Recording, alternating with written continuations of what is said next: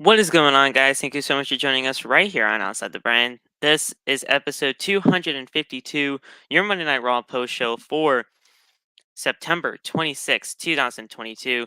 I'm your host, Phil, and of course, this is Outside the Brand. Thank you so much for joining us right here on your Monday nights, wherever you may be. As you guys see, I got my guy Darian here. We got Russell Spot here on the show. This is really our first post show that we have with a guest here. How are you feeling after Monday Night Raw tonight, man? Tonight was a good show. Feeling good. I enjoyed it. It's kind of a normal thing to enjoy Raw now, and it feels good. And it still kind of leaves me to think like, what the heck kind of world are we living in right now, where Raw is actually pretty dang decent, 3 hours of the good. three Oh, hours to me, it doesn't even feel like the 3 hours at mm, times with how good these shows have been. They kind of they kind of flow really nicely now, and they just mm, go through the motions. A lot of stuff happened tonight on Raw when it comes to um, just some of the great in-ring action that we had with Seth Rollins and Rey Mysterio. They created magic tonight in the ring. Priest and Balor, Priest and Riddle, I should say, in the main event. yeah. That was fantastic. Um, I mean, heck, we even had that Gargano and Kevin Owens match, bringing back the whole, panda stuff where, Kevin was just putting his hand around Gargano's waist, or Gargano doing the same thing with Kevin. It just brought back so many good memories. Yeah. Um, a lot of stuff happened, and a lot more teases when it comes to the White Rabbit. The White Rabbit is taking care and control of almost everything that's happened so far within the company. Everybody's talking about it. I mean, Yeah. it's just insane the way that this thing has been going down. Yeah. Did It's just a did crazy. a I did a video a few days ago saying I really want it to be Bray. I mean I don't want to say it's obvious it's Bray, but I really think it's going to be Bray. But I was basically saying that if it isn't Bray, I would be just as fine because the way they're doing all this is like very interesting, very different, and I can't wait to see what it is. Oh yeah, yeah, definitely for sure. I made some videos during Monday Night Raw today, Mm-hmm. and if you like, you'll probably see them as you continue to scroll on through the Yeah. rest of the night. But man, there's been so much to uncover. There was a TikTok video Yeah. that came out, and it showed like practically it showed a ton of WWE superstars, past and present, that were saying, feed your head, and who killed the world, you did, and all that type of stuff. They just did like a whole montage of people coming together to say what has been said over the last few times with the QR codes. And this was revealed from a QR code. And at the end of it, it showed a 5-digit code. And it turned out to be a zip code for some cities in Maine. And one city is named Wyndham. Yeah. And i- they're not even trying to hide it anymore. It's like they're really just telling us as Bray Wyatt at this point. Honestly, to me, it's like, I don't care. I'm just enjoying it for the ride. I love Mm-hmm. everything that they've been doing with it, with the whole White Rabbit song playing to commercials and everything like that. And there were some White Rabbit sightings tonight with the whole song and everything during commercial breaks. It's just a very interesting way to do, like, just a return or a debut or whatever. Yeah. I just love it all. This is one of the most creative ways to ever bring someone in. And then there were some things where people were going into like the actual video files and everything like that, and it turned out that like in some kind of coding or whatever, there was like there was like a lyric to Aleister Black's theme song. Like, I'm like, bro, like, what is happening here? Like, are we getting Aleister Black? Because obviously he's trying to leave AEW. Or, are we trying to get Buddy Matthews in here too? Because apparently some people were trying to bring it Yeah. into Buddy Matthews. Honestly, I'm just enjoying it for the ride. It's just a lot of fun, and I do it, like that they're throwing elements into like other names that that are out right now, like the Right. whole Corbin Kentucky thing. I mean, we know it's not gonna be Corbin, I but mean, just to throw Corbin that name in apparently the was the hat, last one to pin Bray before he turned into yeah, the Fiend. I never knew that. I didn't know I that either. never knew that. Just like apparently Corbin was the last one to beat Roman Reigns or pin Roman Mm, Reigns in those last however many days he hasn't been pinned. I didn't know that until somebody yeah. brought that up. Um, why does it always have to be Corbin? No, what's with Corbin? Like, I don't. But but guys, this was a huge Monday Night Raw tonight. Edge returned. Mhm. He returned at the final portion of the night tonight in Canada, in Edmonton, uh, and he challenged Finn Balor to an I Quit match. Looking up and down this card for Extreme Rules, this is looking like a can't miss show. Yeah. Eh. For the first time, and I don't know how many years, it looks like every match on the card might be actually extreme. And I mean, So far, it's 5 for 5. last year I believe we had regular rules where it was like There's pretty only much one. Wait, yeah, it was only one match was extreme. yeah, singles match, six person tag match, singles match, triple threat match, uh, singles match, and then one Extreme Rules match between Reigns and Finn Balor, and we all knew where that went. Um, but yeah, in 2022, however, and of course, why is Ronda Rousey the cover star? Not talking about that. Liv Morgan and Ronda Rousey for the SmackDown Women's title in an Extreme Rules match. We got Riddle and Rollins in a fight pit match. That is going to Excited be about that. absolutely insane. McIntyre and Cross in a strap match. I'm excited about that one too. A ladder match between Bianca Belair and Bayley. That was announced tonight. That's going to be great. That's gonna be And great. honestly, I have a feeling, and this might be a hot take here, but we're going to see a new Raw Women's champion. I think so too. This is honestly just in my eyes, so that Bianca doesn't get pinned. Fair. I mean, they made it in that way for me to think that like she just doesn't get pinned, because I mean she hasn't really been pinned up until Clash, I believe, in like over 300 days. So like that, they've been building that up pretty nicely. Yeah. And then obviously the I Quit match between Edge and Balor. There's only two championship matches so far, which are the women's championship matches. But we got one more Raw and obviously 2 Friday Night SmackDowns to go to possibly get some championships on the card. Either way, every single match so far is extreme. Yeah. I'm liking it. I love it. So, but yeah, guys, we're going to be talking about everything that happened on Raw tonight in a very nice and consistent way. I've been, thinking of some other things as we head into November as well for Survivor Series. I have a video coming out soon of a possible 5-on-5 traditional Survivor Series match. Sorry, Cowboys just got an interception. Oh, oh, you're watching the game too. Yeah, I was watching the background. The first half of that game was absolutely boring. I did not even Yeah, really I care. It didn't. was like 6-3. I No. didn't tune in until right now. I usually don't watch Cowboys games because I get hurt.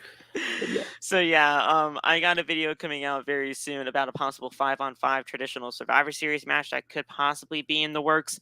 I understand it's whole War Games now, and practically War Games is probably going to be, replacing the 5-on-5 Survivor Series matchups, but it's always fun to fantasy book, and it's got me with Judgment Day in it. So obviously, with Ultra Bridge and Judgment Day, I have to talk about them. So you guys will be seeing that video very soon.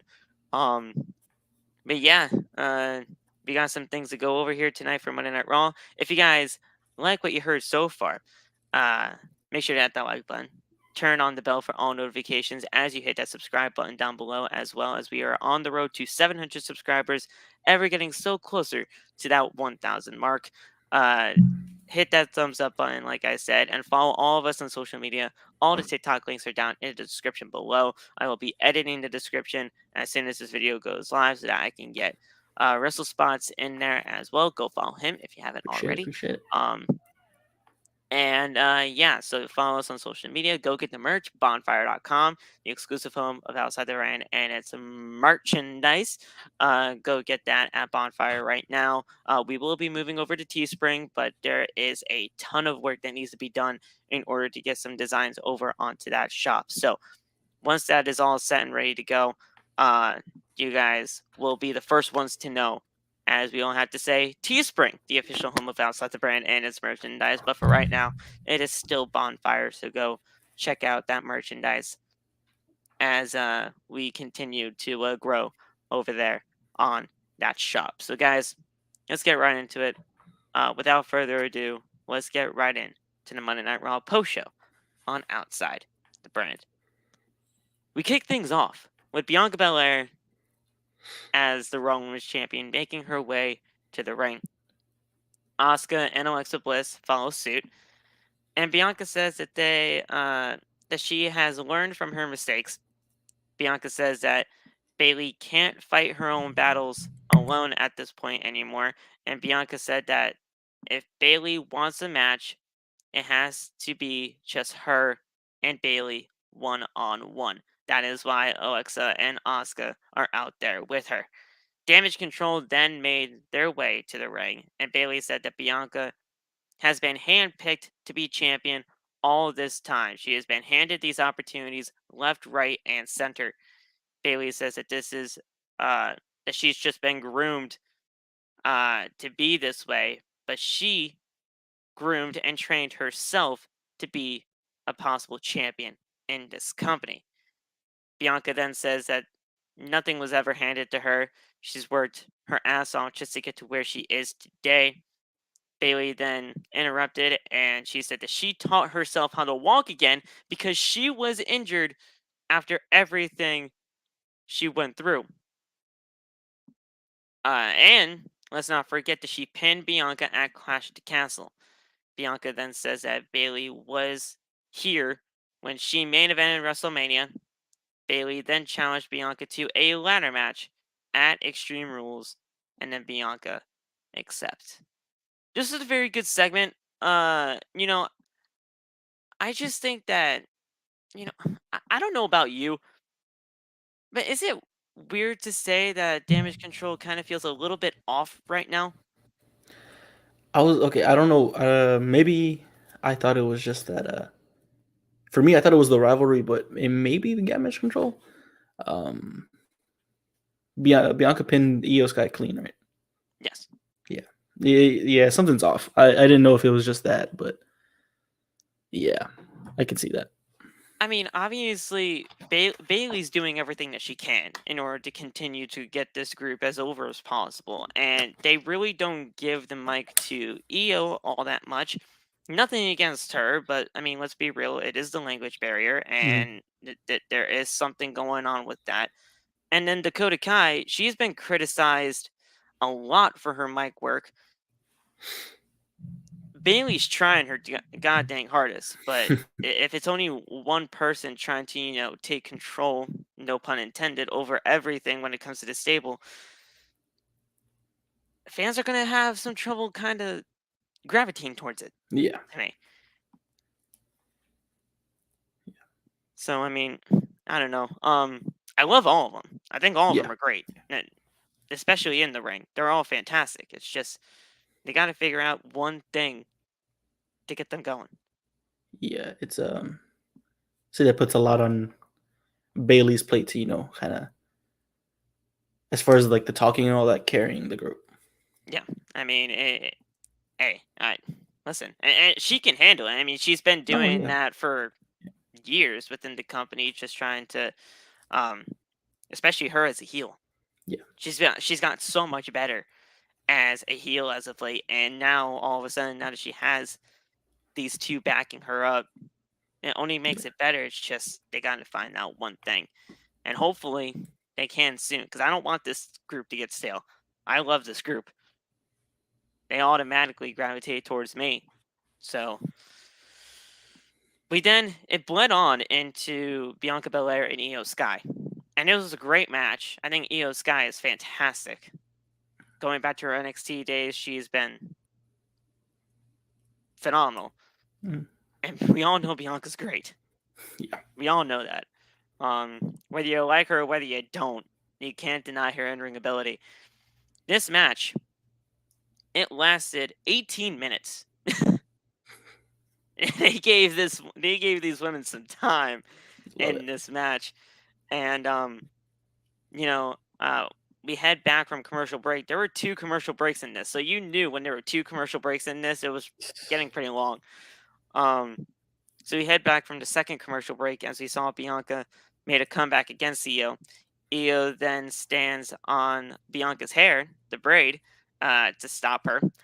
And then Bianca hits a springboard moonsault onto Io to secure a close near fall. I honestly thought that was going to be it for some reason. She kicked out very, very late in that, but it was a good close near fall.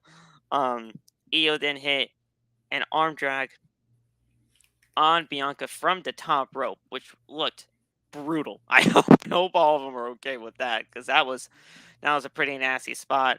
Bianca then hit a KOD on Io to secure the win right then and there. Awesome match, but you have 2 champions in that match. One champion has to lose. I don't like that. I don't like that. It's just me though. I don't like seeing champions lose on television. I think like what you're saying about how damage control feels kind of off right now. Yeah, it's little decisions like that. Booking champions against champions is kind of putting you in a hard place, so it doesn't really help their case. But yeah, I mean, you can't put Bayley in there just yet with Bianca yeah, because obviously that's. I mean, you're saving that for the show. yeah, Alexa and Asuka, I mean, they're there, and obviously they're a part of this whole entire feud. yeah. I don't know Um, why you didn't just use them. but you could use them. Yeah, Uh, and hell, if you want to get damage control some momentum, which I believe you should want, Alexa and Asuka could take the pin. Like it won't hurt them at all in any of their credibility. So you could have used them in this spot. Um, oh yeah. it just felt weird. Zay brings up a good point. A tag wrestler losing a singles title match. I mean, a singles match though. I get that, I do, but it's still a champion, Yeah, and I just don't like champions losing, and it might just be like a little gripe with me. I've never liked champions losing, no matter who it is. Um, and trust me, and AEW's done some of this stuff too when champions have been losing over the last couple of weeks. I don't like it when they lose either. So it's not just one company to another. I criticize it for the both. Um, it it's just something that I have against it. I don't I know. feel you. But yeah, this was a very good match though, to say the least. Mhm. And we'll see where things go from there. And that there is a little bit of a debut that happened later on in the night that could be leading into something more. So let's talk about that very soon. The Miz offered gifts up to $1 million to armed security forces who who can stop Dexter Lumis. Miz calls them the Miz Force. I'm. When are we gonna get some answers as to why Dexter is attacking Miz? I asked this I believe last week on the Raw post show. I'm like, when are we gonna get some answers? Because right now we don't know a single thing as to why Dexter's just attacking Miz. Um, can we just point out how the Raw roster is just terrible people for not checking on the security guards that are just walking right past them? Yeah, right? But no, this is who Miz hired. That's who Miz hired as the security guards. I don't know. But yeah, and the Miz Force people. It's like the G Force. Remember those like guinea pigs, like the Oh yeah. guinea pig like spies or whatever the heck they were. Like Jesus Christ, those. Man. Seth The Miz is Rollins. killing it though. The Yeah, Miz is killing it. Miz is doing great stuff. Mhm. I will be saying that. Like he's taking this to a whole other different level. And while we still don't know a single answer as to what this whole thing is going to be about, he's killing it. Yeah. And obviously Dexter, I mean, he's a mute psychopath, so obviously he's just doing him. Yeah. And it was great. Look, And yes, G-Force is goated. I'm not saying it wasn't. I'm just saying that, like, I just kind of correlated that with the whole Miz Force thing. But yeah, they're doing some great stuff, regardless of if we know what the heck is going on or not. Seth Rollins then made his entrance, and I have to say, this man is so over. yeah. Oh my god! I freaking love this man. They sing his entrance, and if you ever been a part of a Raw or practically at any point during this entire run of his where he's had this music, singing this, I mean, I don't feel like, I don't know, singing Judas and this, it's kind of similar to me. Like, you have like all of these people just singing in unison and praising these guys. It's just a great thing. Feels like he's embracing almost like a tweener role. Yes, because he's embracing the crowd, but he's also being I don't want to cuss on your channel, but a D word you're cool. against Riddle, a douche against Riddle. No, I mean, you're 100% right. I mean, he is enjoying the fans' like adulation for him, and they obviously love the work that Seth Rollins has been doing over the last couple of months, hell, even years, with all of this. And he's just going on like an MVP type run right now. Everything that he's been going into has been great. So this whole fight pit match with Riddle,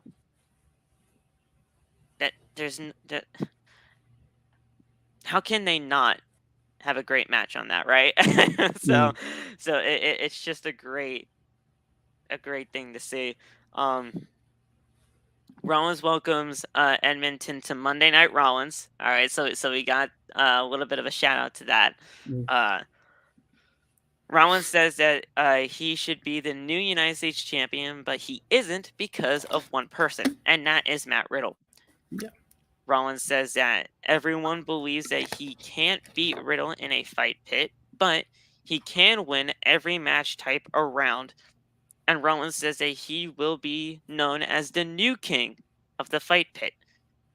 Rollins then says that he's about to give Ray the beating that he's too much of a coward to give to his own son. I like that.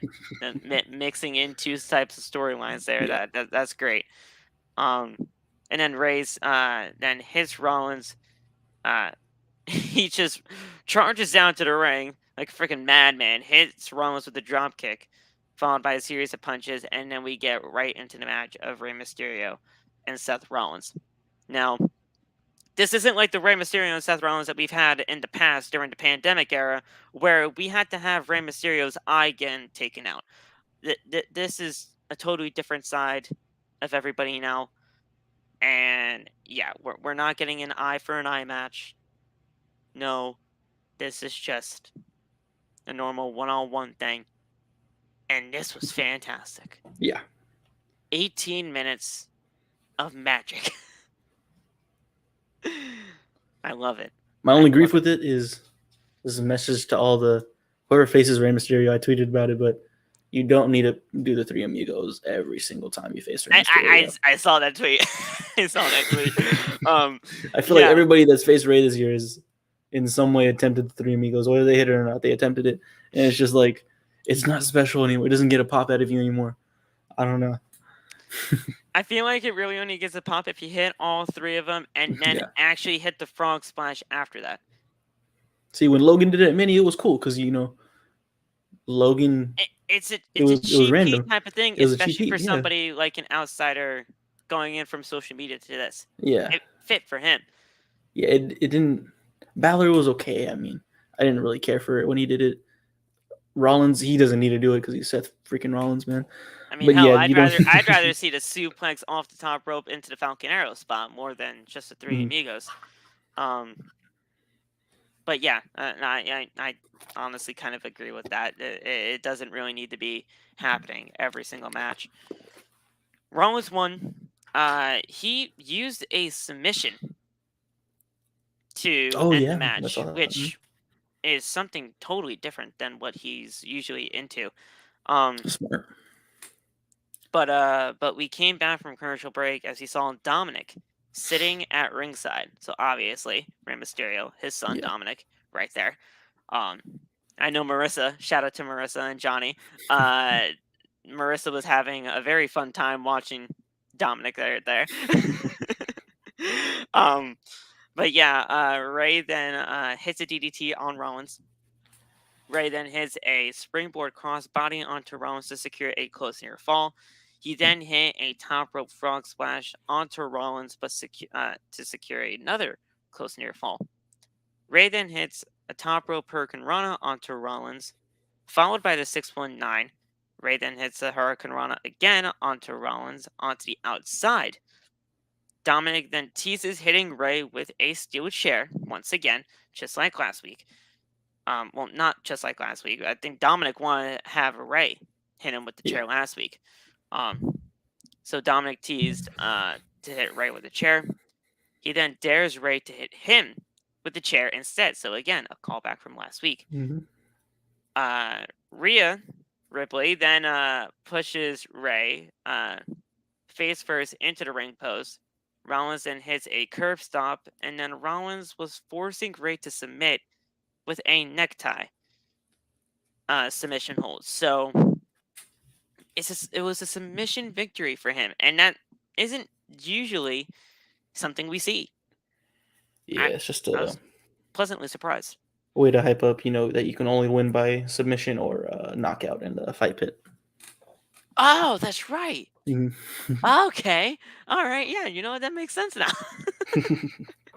I forgot about that whole which is thing. good because going in the match, you're like, how is Rollins gonna win? Like he doesn't have this MMA background that Riddle has, but showing that Rollins is capable of doing something like that. He can have that one submission hold Yeah. to possibly get into the head of Matt Riddle, knowing that he actually has something now. All right. Thank you, Triple H. See now. Oh my God, I freaking love this booking. But yeah, honestly, a very good match here. You're mixing two storylines into one, obviously, with Rollins and Riddle, and obviously Ray and Dominic with the whole Judgment Day. It made perfect sense to use that here, and it just it gets everybody intrigued, knowing what the heck is to come later on down the line with everybody involved. So, great stuff there. We then had a match with Kevin Owens and Johnny Gargano, Johnny Wrestling, with the Alpha Academy. And honestly, I didn't expect this match to be as long as it was. 13 minutes. Every match with this tonight was like with the exception like one or two was about 15 minutes or over. I mean, Omos. I mean, that's an exception because he faced like two enhancement talents or whatever. And then the other women's match, what we want to talk about yet. But, oh yeah. Yeah. Oh yeah. Well, we'll talk. Kevin Owens was Omos is next. Yeah. But Kevin Owens is on his game right now. Oh yeah. Kevin Owens, he's completely one of the best things going for Monday Night Raw. Just the organic rise of Kevin Owens has just been phenomenally well done. You can just see the whole trajectory. You could see the Kevin Owens from the old regime compared to this regime, night and day different. Night and day. It's like he's using the prize fighter character, but as a face, and I love it because we only really got to see it as like a big heel. I love it. Shout out to Sami Zayn, who got powerbombed on that apron at that takeover. Absolutely. Just something. Another shout out to Alpha Academy, though. They're just doing their thing, too. I freaking love Chad Gable. Chad Gable does not get the praise that he deserves. He does not. At all. I love the whole thank you thing. Otis. I thought when Tucker was fired from the company, I thought it was it for Otis. I did. I thought 3 months later, after everything, they weren't going to see anything in Otis, and they would be having him gone too. But there was something in Chad Gable that said, "Hey, I want to work with this guy. Yeah. I don't know what it is about this guy, but I want to work with him," and it worked. Yeah. Honestly, Chad Gable saved Otis's career. Mm-hmm. There's really nothing else to say about that. That's legitimately what happened. He saved Otis's career. And honestly, good for them. Good for them finding something to work and sticking to it. Because who would have ever thought this would have taken off? Who would have ever thought that would have taken off? But it did. So 13 minutes. All of this was great. Again, Owens, Gargano, Gable, Otis. Just good stuff here. We're back from commercial as we see Otis sending Gargano into the corner. Owens then hits a cannonball onto Gable in the corner. Owens then locks Gargano into a sharpshooter, but they didn't call it a sharpshooter. They called it the Scorpion Deathlock. Yeah. I don't even know who called that. Like, was it Byron that said that? It was either Byron or Jimmy Smith. Either way. They called it the Scorpion Deathlock. It's gotta be Sting! It's gotta be Sting! It's Sting! Shout out to Tony Schiavone. But yeah, they called it the Scorpion Deathlock. Owens then hits a swanton from the top rope onto Gable. I'm surprised Byron Saxton just didn't take off his shirt and just do the whole, Jeff Hardy finger gun dancing. Yeah. Byron would do that. but yeah, they hit a swanton from the top rope onto Gable for a close near fall. Owens then then elbows Otis through the announce table from the barricade. So he's just doing a running start on the barricade, does an elbow drop through that goddamn table, and it breaks. I'm like, oh my goodness, what the hell are we doing? This is Monday Night Raw. We are not. What are we doing table spots on Monday Night Raw like this? This is just crazy. I guess Extreme Rules is 2 weeks away. You gotta do something. So we had all that. Theory then comes out. This guy named Austin Theory. This guy named Austin Theory, he comes out. He distracts Gable. Gable then hits a cliffhanger DDT onto Gargano to secure a close near fall. Gargano then hits a super kick onto Theory. Gargano then hit one final beat onto Gable. That massive springboard DDT.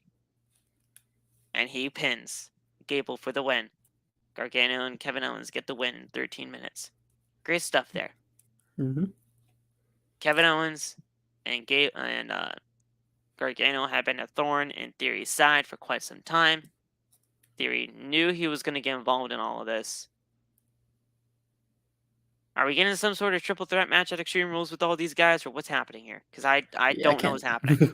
I can't tell. They're kind of like Theory's kind of like being thrown into this story and that story, and then that story back there. But yeah. First it was Ziggler, then it was Kevin Owens. Now it's Gargano, but now it's both of them together. About a month ago, he was literally feuding with at least 5 people, and that was crazy. Yeah. But I'd hope we get some sort of like match between Gargano and Theory. But it doesn't seem like this. Is the story over with Theory and Owens either? I don't know. That's why I asked if it was going to be a triple threat, because it just feels so weird.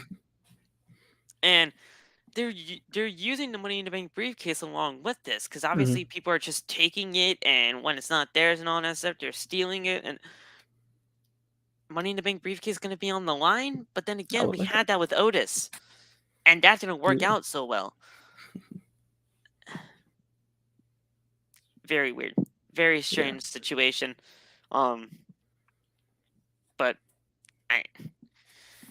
as much as people don't like to believe, I like all 3 of these guys involved. I like Theory. It's just, I don't know.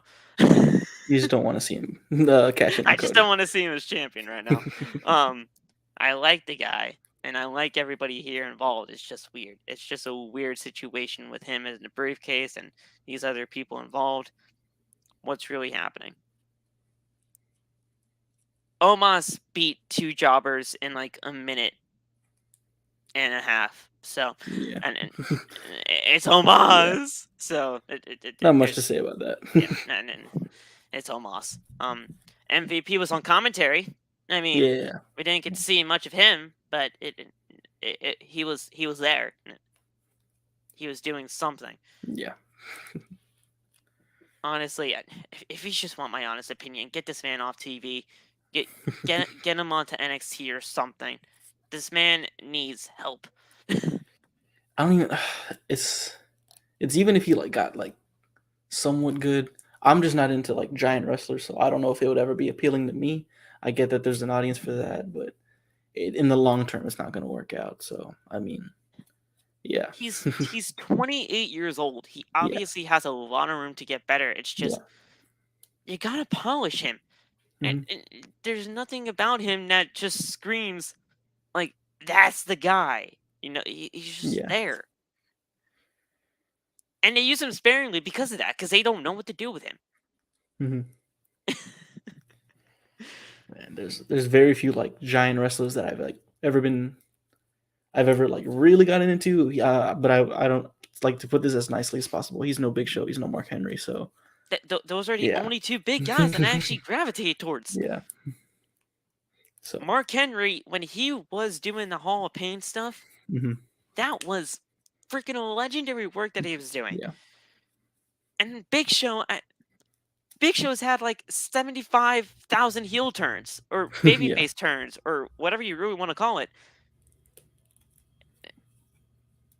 He was just a very admirable big guy that you can go yeah. in there, you can get a good match out of him for whatever, because he was pretty dang. He can move Mhm. around the ring. My like I'd say for my meter for like in Big Show would like be up. Yes, no, yes, no. For so far for almost, I have nothing to really go back up. Mine just so It's far. either So just stagnant or it just goes downhill because hmm the guy can't move. At least in Big Show and Mark Henry, they can move around the ring. Omos, it also I doesn't can't help that say that. it's just squash matches every week. You know what I mean? I get It's that's how you also like that. make someone credible, but like, it's not doing it for me yet. It was kind of the whole same thing with Jade. I mean, obviously Jade Cargill, it's completely different hmm aspects. Don't get me wrong there, At least it's like but some sort of story into like a pay per view match. You know? yeah. Um, with Jade, when Jade Cargill was coming into the mix, she was only getting like 4 5-minute matches, hell, maybe even less time. Yeah. And let's be real, with her like I believe 38 and 0 record, she's still getting that. And she's a champion. hmm I'm not gonna believe in her until I see like a 15-minute match with her, or just something other than 5 minutes or less. When they get that championship off of her, I want that championship match to be at least 12 to 15 minutes. I don't need it to be 5. I know this isn't AEW, but I'm just saying, like, it's kind of the same thing here. I'm not, like, Omos, he needs a lot more time yeah. to get better in that ring. I'm sorry. So does Jade. That might get me some heat. Somebody might have clipped that. They put it on Twitter. I don't care. It's what happens. but yeah. Omos, a minute and a half. I can't get behind that. Just get it off. After the match, Omos taunts over both men on top of the announce table. I'm surprised the table didn't break. The guy is huge. You stand on top of the announce table. What's funny is they had just put it back up. Yeah, Right? because the night before. Because of the Kevin Owens spot. So yeah. But yeah. Almost just taunts. Honestly, I don't care what this leads into. Just, I don't care.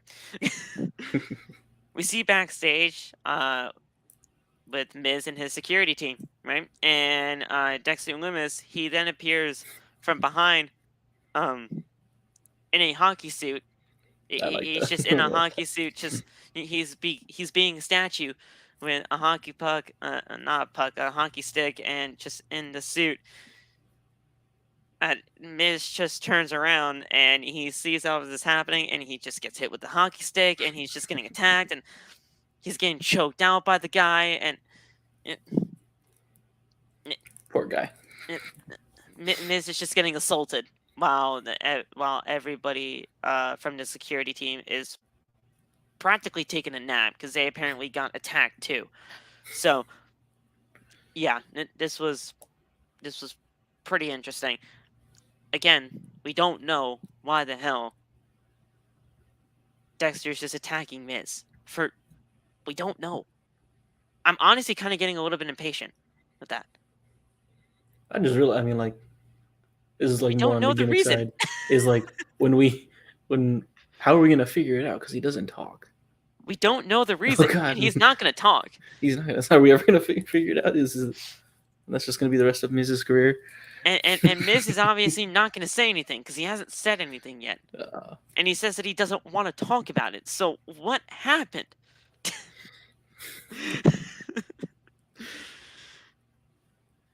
oh man, it's like Kane is obsessed with beating up Pete Rose. Dexter Lumis is obsessed with kidnapping the Miz. At some point, is this building towards a match with them? I don't even know at this point anymore. I don't know. I mean, they'll probably have something in Extreme Rules. I just don't know what stipulation you put that in. Mm-mm. I mean, I was gonna say cage, but we've already had that. Yeah, maybe Hell in a Cell, but that would be awkward. That would be awkward match to use Hell in a Cell. That would be insane for Hell in a Cell match and Extreme Rules too.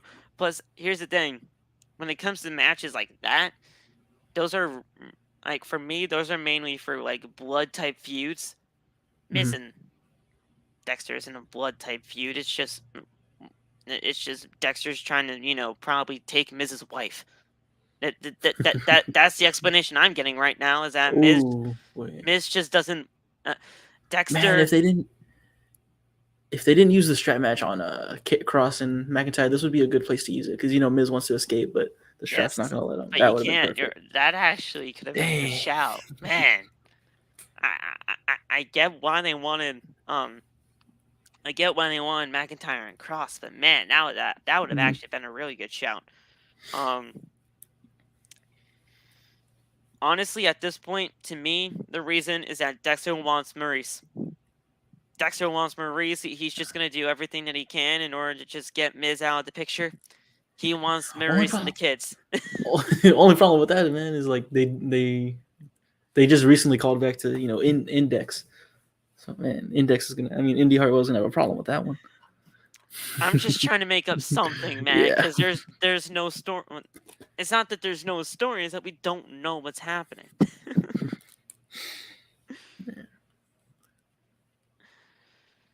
I don't know. I don't know what's happening, but either way, I like Dexter. I liked everything that he's done. It's just at first it was AJ, now it's Miz, and we just don't know what the heck's going. We then had a debut. Well, technically not a debut and a return, as Nikki ASH or TR ASH was in the ring. I just got what you said. Was in the ring, and she was waiting for her opponent. And during the lead-ups of everything, because obviously you get notifications about what can happen on Monday Night Raw and everything. Mm-hmm. The match that was written down was Nikki and Doudrop. One-on-one. Papa H is using his brain. I like it. They said that, right? And potential spoilers or whatever the heck happened, right? But obviously we didn't get that, as Candice LeRae made her return to WWE as the Poison Pixie, which is what she was doing in NXT before they left and everything. And she looked great. Yeah. She looked great. low-key, I think a really good way to have brought her in instead of this would probably be to join Damage Control. But hey, she looked great out there today. Yeah. Obviously, with Johnny Gargano coming back to WWE, we Yeah. could have at least thought that they were in talks with Candice as well. I mean, why wouldn't you be? Yeah. But Candice being on WWE television again, It's cool. The on the main main roster roster, too. It's cool. I love it. I love it, man. Um, I kind of feel like, there was some kind of, unfinished business with Indy as well, because obviously Indy's the like adopted daughter, so to speak, of Candice. It's so weird that, that it kind of makes sense though. Um, maybe she does one appearance on NXT just to say what's up to Indy and then goes back up to the main roster. Or hell, you could bring up Indy to the main roster at this point now. She's been ready for years. Just come home. Come home with me, says Candice, and they debut on Raw together. They need tag teams on the women's main roster now. So Candice and yeah. Indy could do something there. You can do it. But Candice looked great here. I mean, it wasn't really a long match, to say the least. It was like a minute and a half, if that, really. Nikki was kind of breaking after that too. Yeah, she took off her mask and everything like that. So maybe this superhero gimmick or super villain gimmick, whatever she's really doing now, that could be canned. Hope so. I understand what you were trying to do, Nikki. Nikki, you were the one that, initiated all of this to begin with. You wanted this character. Well, let's be real. It did nothing for you. It did nothing. I'm proud of people when they want to just try to take a risk on themselves and make something, right? Mm-hmm. But if it doesn't work out, face facts. The match started off with Nikki trapping Candice in the ring apron and doing some forearms to her chest. Leray then hits a super kick to the face of Nikki. Candice then hits a swinging neck breaker onto Nikki from the top rope to secure the pinfall victory. There you go. Not much happened there. After the match, Nikki then takes off her mask in the corner. So, there you go. I love Candice being back. Nikki, it's time for something new. It's time for a change. Yeah. Let's get this over with. Not much to say about that. Yeah, there's nothing much to say because it's a debut for Candice, which obviously it was going to be a short thing. But using Nikki to get this whole character out of her as well, it's two positives. It's two positives. It gets Candice over, and Nikki, she can do something else. Yeah. So we then flew right into the next match of AJ Styles and Sami Zayn. Sami Zayn is fucking fantastic. favorite wrestler right now in all of wrestling. Sami Zayn. Other than Kevin Owens, he's one of my favorite aspects in all the company right now. Like, really go out of my way to like get WWE merch, but I'm getting that honorary shirt for sure. I'm getting it. Why? Okay, I have a bone to pick. Because I believe Jay on TikTok said this. I have a bone to pick with WWE Shop because they just want us to waste our money. They do. Yeah.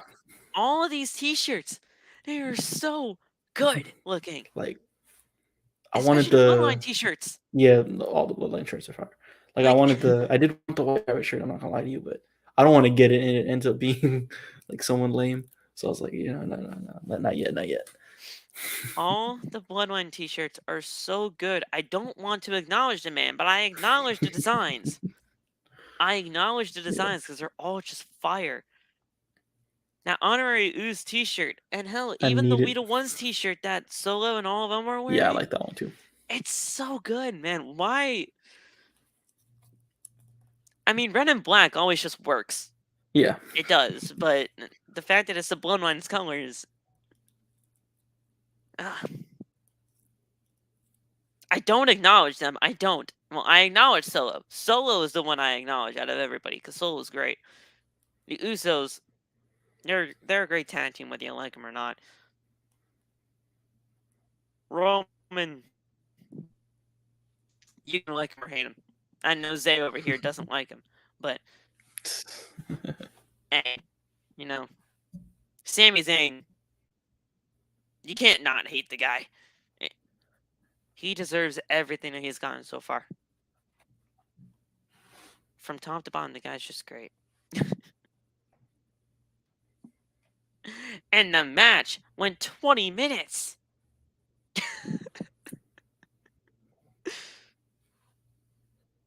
20 minutes?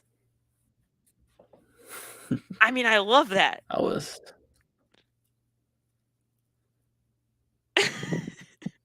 I see, like, that was a match I really wanted to pay attention, but I got busy with something, and I was like, oh, it might be time to jump on the podcast already, because I just thought it felt like a long time, and I went back and it's like, okay, it's been this long, and the match is still going. I was like, oh my gosh, 20 minutes of just magic.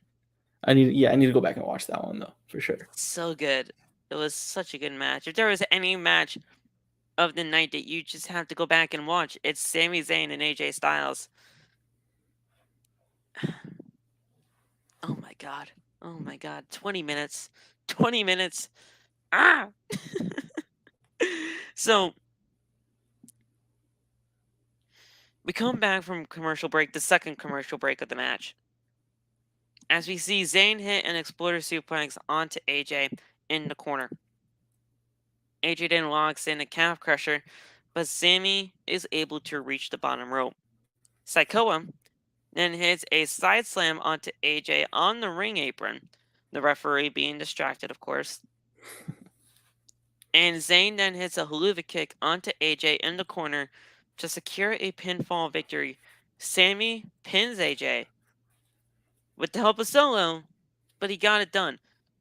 Now, all of this, now people are asking me, Phil, what the hell is all of this even happening for? Like, why was this match even a thing? Twitter. Yeah. There was just some exchange that happened between AJ and Sami on Twitter. AJ was mocking the whole honorary Oos t-shirt. Sami didn't take too kindly of it, and they were just going back and forth. Then Solo got into the mix, replying, saying that, yeah, we're coming to Monday Night Raw, and we're going to kick your ass, something of that nature. And that's how the match came about. Love how they're using Solo as like kind of Sammy's bodyguard almost, but man, Sami and Solo, they're acting more like brothers than what Solo are doing with the actual brothers in the Usos. Oh man, if they could, like, I really do want to see. You could carry this out. I really do want to see Sami and Kevin versus the Usos, but Suplex made a TikTok like a few days ago saying that if they really wanted to, they could really like kind of stretch this into something for Sami versus Roman, like down the line, like the underdog story. Yeah, it's possible. It's possible, but that's if they wait. I don't think they will. I think we're just gonna end up getting the Sami and KO versus the Usos. There was a theory that I was thinking of too, because Rock and Roman, that's most likely going to be happening at WrestleMania. What if Sami Zayn was the catalyst to get to Rock over here? Somehow. Oh, okay. Like he calls out the Rock basically for Roman or something like that. Yeah. He's like, listen, this man is beating everybody under the sun, and there's nobody that can take him out. But why don't we challenge your cousin? He's like, wait, what? Wait. No, I don't want to do that. Who are you talking about? My cousins are right here. The Rock! Get out here! Just do something like that, man. I mean, hell, it makes sense, and honestly, that gets Sami Zayn obviously out of the bloodline, because I would like that, or you can do that. if they end up putting like Roman in the chamber and Sammy's like one of the participants, and they're taking out everybody for each other, but Sammy's the reason Roman gets eliminated from the chamber or something like that. I would love that too, because the next night they could just kick him out of there. So, but I would Somehow love Sami for Zayn's the gonna get kicked storyline. out of here. Yeah, He's for the gonna have storyline, I to. would love if Sammy was the reason that Roman dropped the titles. That would be really cool too, because like. But whenever they do kick out Sammy, it's gonna be the saddest. It's gonna be a sad day here. It's gonna be so sad, but like we Man, I was know what could watching. come. We know what could come after this. I was watching the segment on Friday. I damn near got teary eyed. It's like, no, like don't do Sammy dude, like this, man. what a roller coaster that was, wasn't it, man? Like, Yeah. oh my god, Like I he was I was tweeting during the thing. I was like, "Don't do Sammy like this," and then like 2 minutes later, I was like, "Never mind, we're good." he looked like a sad child getting disciplined by his father for something that he didn't know that he did wrong. He didn't know that he did wrong. Mm-hmm. He was just sitting there like a sad puppy, and then they Shout out cheered to him up. Roman for the way he kind of handled it. He's like a bully. Like, what do you want? Like, leave us alone. I was like, oh no, man, please. Like, He just wants the to fit dude, in. like all of them deserve Oscars. Like they deserve MJ, man. Emmys, like Oh my god. whatever it is. Like just give them awards, please, because they all just deserve it. And let's not forget Jay and all that too, because Jay was like freaking foaming out the mouth and ripping that shirt off Like of Jay, you him jumped like it at the was opportunity a nobody's little business. too quick, my guy. I don't know. He was jumping that line while Roman I don't was even saying think his Roman. line of Yeah, Jay. Like, Roman didn't even finish. no, Jay he just. didn't. He was gonna say Jay and then obviously some words after that, but this man just goes. He just Oh man. just amazing stuff with the whole bloodline situation. And if it is the Usos versus Sami Zayn and Kevin Owens down the line, that's obviously first of all just gonna be great. But I'd like to see that at WrestleMania. I wouldn't like to see Yeah. that anywhere else. Yeah. You could stretch this to get it to WrestleMania. And knowing Triple H, he would be able to make it work. Yeah. And not make it feel boring. Because I'm going to be real. And I know we're just going on to this whole Sami Zayn tangent with the bloodline and everything like that, but it honestly just has to be said. I didn't know where Sami Zayn was going in any of this when he, just first initially joined the bloodline. Yeah. I didn't know. And honestly, I kind of felt like, you know what, this is kind of just stupid and ridiculous. But as it went on, man, like, it got better and better. Yeah. And I'm gonna more be sad when it's interesting. over, Like, man, this is gonna be one of those stories I look back and I'm like, oh, that was a freaking great story. Man. But 20 minutes, Sami Zayn got the win. Common honorary Us W. I saw that tweet. I appreciate it. And it's great. AJ losing, I don't really like that, but I mean, he can take it for whatever it. I just want AJ to do something better, and obviously Finn Balor wants that too. Yeah. Just gonna say this real quick. One last thing about Sami. Yeah. By the end of the month, I'm gonna be a Sami Zayn stan account. I don't care. But yeah, hopefully better things come for AJ. I do like the story that they're doing with him. I hope we actually like get something out of it, because it seems like with the Judgment Day they just been jumping into like multiple stories. Yeah. So I hope they just stick with one for right now.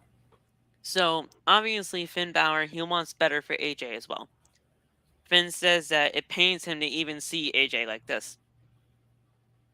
Finn says that the outcome of this match would have been different if they accepted his offer of having them protect AJ in the match. Balor then asks AJ, as a friend, to join the Judgment Day. And he obviously does it too sweet. AJ does it too sweet, but he flips him off. Yeah. And they didn't blur it or anything. They actually showed the middle finger and everything. So I'm like, oh shit, TV 14! We're getting TV 14, brother! Nah, we're not. They I don't After know if all, they yeah. just missed the cue or whatever, but they just missed the whole thing of the middle Yeah, finger. probably got rejected in some line It, of command. they'll USA Network will probably contact Triple H saying, "Oh no, you can't do that. It's TV. It's PG." Either way, it looked great though. Um, so he obviously flips off Balor, and then the Judgment Day attack. They beat down AJ and everything like that. Balor then he places AJ's neck into a steel chair. Balor then teases on stopping the steel chair, but he stops himself. Balor then sits down and says that I could have ended your career right now, but that's not what friends do, because I am your friend. At that point, when they had the whole like chair around his neck and everything like that, I thought Edge was going to return there. Mm-hmm. For some reason, I thought Edge would just return there to save AJ. Not gonna lie, I didn't expect Edge to return anytime soon, but I don't Really? know. I didn't see that, but Did you not I'm expect glad. him to just have a match at Extreme Rules? I'm not gonna lie, I didn't expect that either. I didn't because I what was the last thing we saw of him? He I mean, did he get even chair towards or something like that? he got attacked. Yeah. Oh, wow, okay. Yeah, he got Yeah, attacked. I didn't expect him to see him at all, if I was being honest. But I'm glad we saw him after that. Yeah.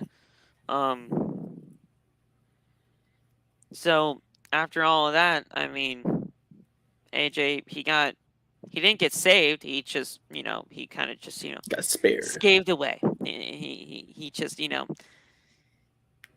came down close, but it just didn't happen. Do you think he'll join him in any No. capacity?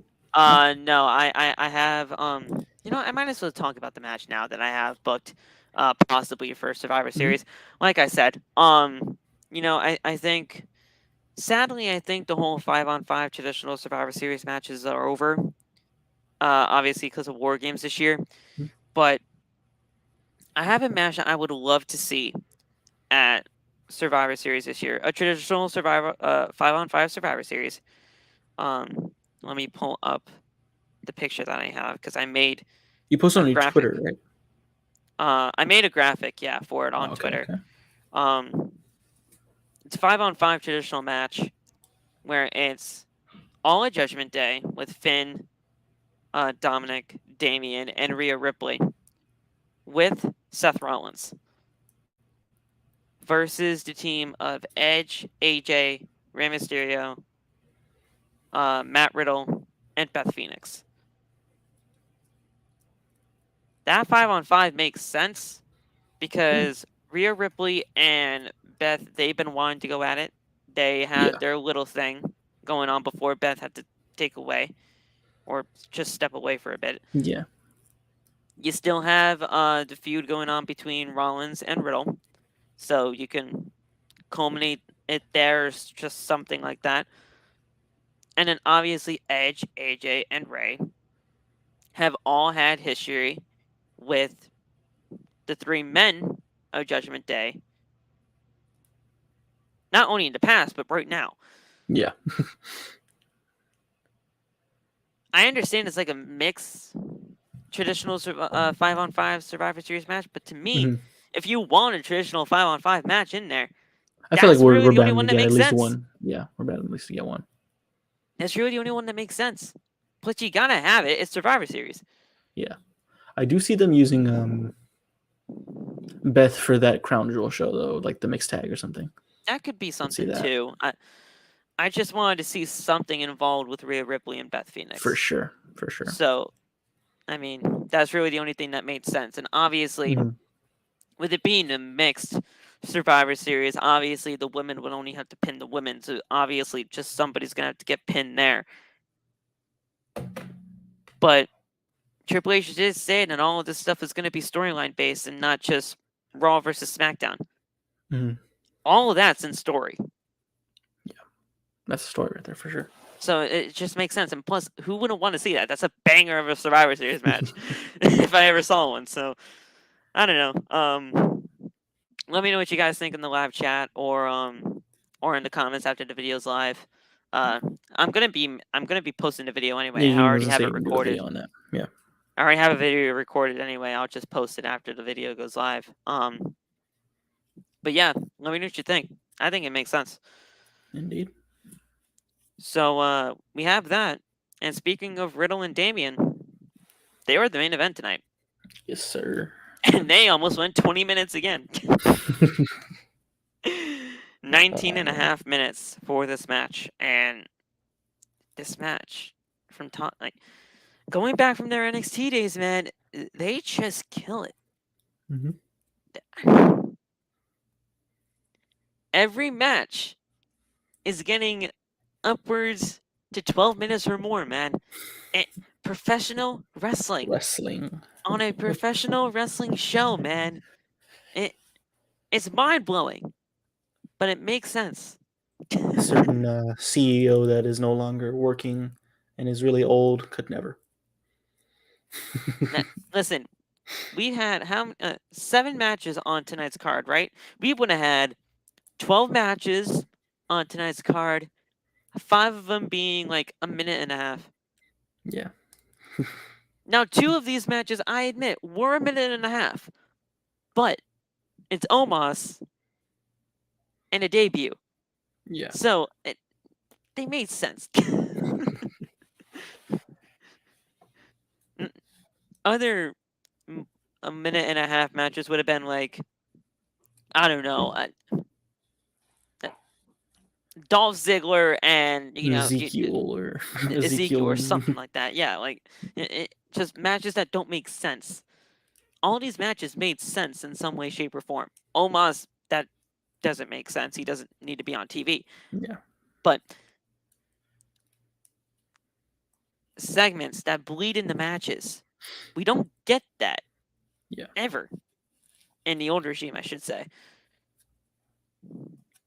And yeah, if Vince was still the man that shall not be named was still running it, we wouldn't have Gargano or anything that make kind of story back. Like, SmackDown last week on Friday was at a 2.5 million. We're getting near to 3 million viewers now, guys. That hasn't happened in quite some time. That might be my only grief with Triple H is I know like it's hard to compete with Monday Night Football, but actually I have a video dropping on this tomorrow. That Monday Night Raw, I believe last week was like a 1.5. It's gonna get it's until football season's over, but yeah. I do have a video dropping tomorrow on my TikTok about bringing back like these theme shows like Raw Roulette. I feel like something like that would really help you get a pull, and you just got to do something because SmackDown isn't. Raw's been way better than SmackDown lately, but what's the word? You got to have like some sort of leverage, to make people want to watch Raw too. I mean, listen, I'm not a stickler for ratings. I really don't care. As long as the shows are good, that's all that matters to me. But when SmackDown is getting a 2.5, obviously something is doing. Obviously, they're doing amazing work over there. Yeah. Even with the minimal roster that they honestly have, because let's be real, SmackDown roster compared to Raw, it also does have the biggest draw too. So right now, that's true. But I'm just saying, like the SmackDown compared to Raw roster, it's night and day different. Yeah. But yeah, I mean, we'll see when the ratings come out tomorrow what happened with this Monday Night Raw compared to Monday Night Football this time around. Honestly, the Giants and Cowboy game, from the stuff that I've seen from it, wasn't even that good of a game anyway. So, honestly, I don't even know who won. Did the Cowboys win? Yes, sir. Yes, sir. They did? All right, well, I guess, I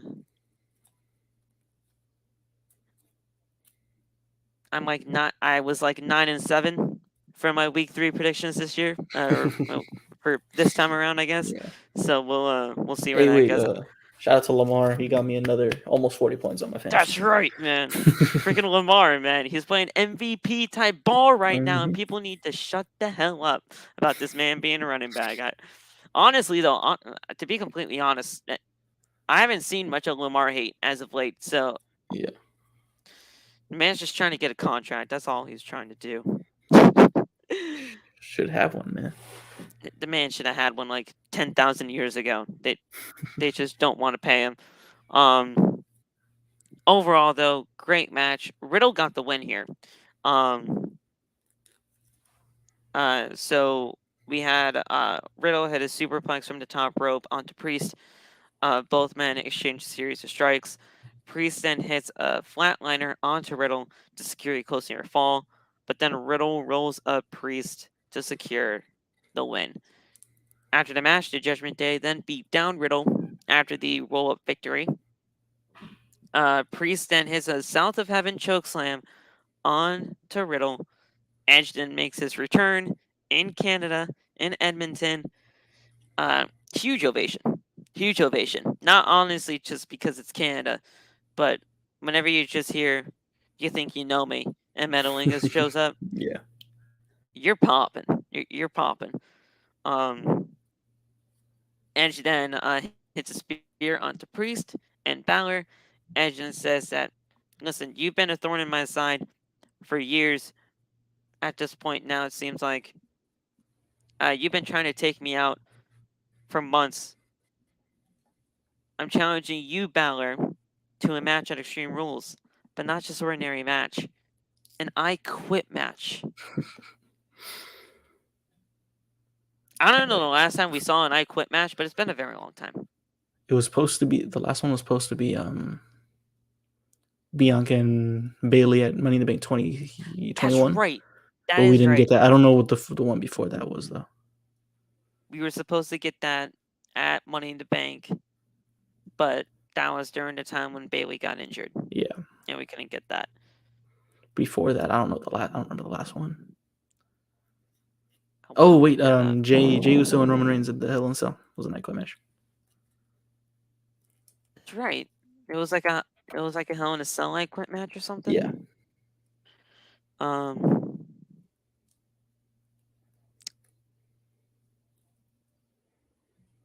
Hmm.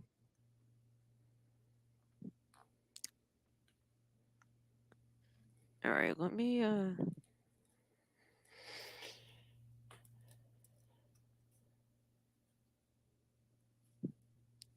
Okay, so wait a second.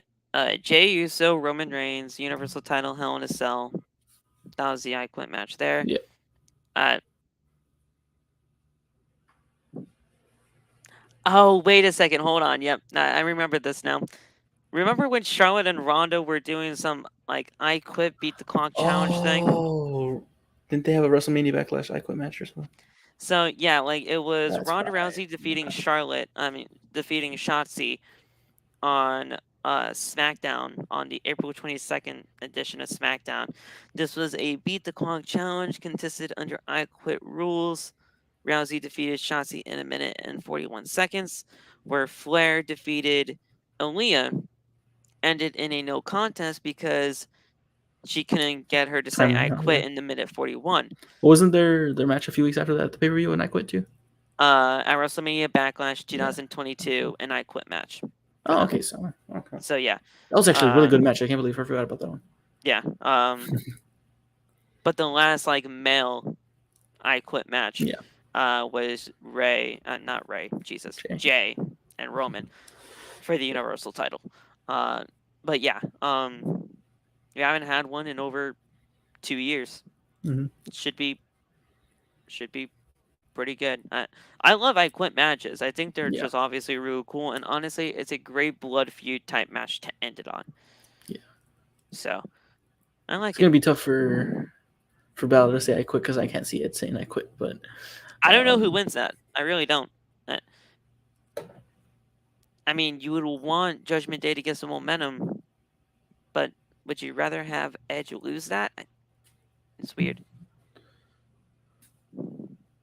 Either way, it's gonna be good, and I cannot wait for that. But yeah, guys, that was your Monday Night Raw. That was your Monday Night Raw for tonight. Very, very good show. To recap, everything that's going on over the next couple of days for the week. Tuesday's talk tomorrow, not only on here, for Panda Wrestling Company as well. Wednesday, for the Dynamite review, we have Juice Robinson showing up on Dynamite against John Moxley in a championship eliminator match. So obviously, if Juice wins, most likely not. But if he does, he gets the next shot. Um, we got Bandito Oh versus yeah. Chris Jericho for the Ring of Honor Championship. Tony Khan, he announced today when he made the match on Instagram that Bandito didn't get a championship rematch that he was supposedly owed, and that's the reason why he has the match on Dynamite. And as far as we are aware of right now, those are the only two matches so far that are announced for the show. But obviously, Tony Khan, he loves announcing the stuff during the day, so you'll get more stuff on that.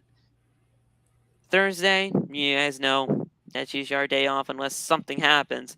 Um, I usually used to say that because we were in the Vince McMahon regime, and for some reason he just loves firing people on Thursdays. But we're in the Triple H regime now, so unless he's just It'd be he something puts like positive. it would be something positive, Yeah. and either way we just probably get like an Inferno. He's just announcing an Inferno match is happening on SmackDown for something like that. Like, whoa, what the fuck? Um, but yeah, it would be something positive. If anything were to come out on Thursday, and then obviously for Friday Night SmackDown, um, I made an executive decision over the last couple of days that we're just not going to be doing Rampage reviews anymore. I'm going to be watching the show. Smart. Rampage Rampage is just not important. So No. we'll Unless just it's be like a doing the big episode SmackDown like Grand reviews. Slam, but yeah. Yeah. Um we'll just be doing the SmackDown reviews from now on. If you guys really want to talk about Rampage, we can just do it for like 10 minutes, but I'm not going to like expand Like you upon could just anything do more. like a Rampage review on your TikTok or something. Yeah, like Yeah. I can just do something like that because honestly, Rampage it's not important. I liked at first when it was introduced, it got more people on TV, but it's a taped show. It's only an hour. I don't care. I mean, there's just nothing there. But yeah, that's it for the rest of the week. Um, if you get extras during the weekend, we'll see you there. But other than that, those are your agendas for the rest of the week. Nice. You have anything else to say, my man, before we get the hell out of here? Oh, if y'all do watch my channel or anything, appreciate you if you do. Go subscribe if you don't. But my laptop broke last week, so I couldn't edit. I couldn't record a video. I couldn't live stream my YouTube because I'm running off a Chromebook right now. Chromebooks can't really do anything. But I think I did figure out a way to get a podcast this weekend. If I don't have my laptop, I should for like way better quality. But if I end up getting it back, there's for sure gonna be a podcast this weekend just to make it up because I missed last week and I couldn't even record this YouTube video that was fire, and it will be out this weekend too. So look out for that. All right, cool, man. Yeah, go subscribe to the WrestleSpawn on YouTube. Uh, Practically just go follow him everywhere, anywhere that he really is. I think he's just known as the Russell Spot, Yeah, so you'll find him there. Um, just type in it anywhere. You could you probably just just see type that. it in Google and Just put it'll the all yellow just pop logo. up. Boom. Yeah. Yeah. But yeah, guys, thank you so much for joining us here tonight. Like, comment, subscribe, all that good stuff. We will talk to you later. Peace and have a good rest of the night.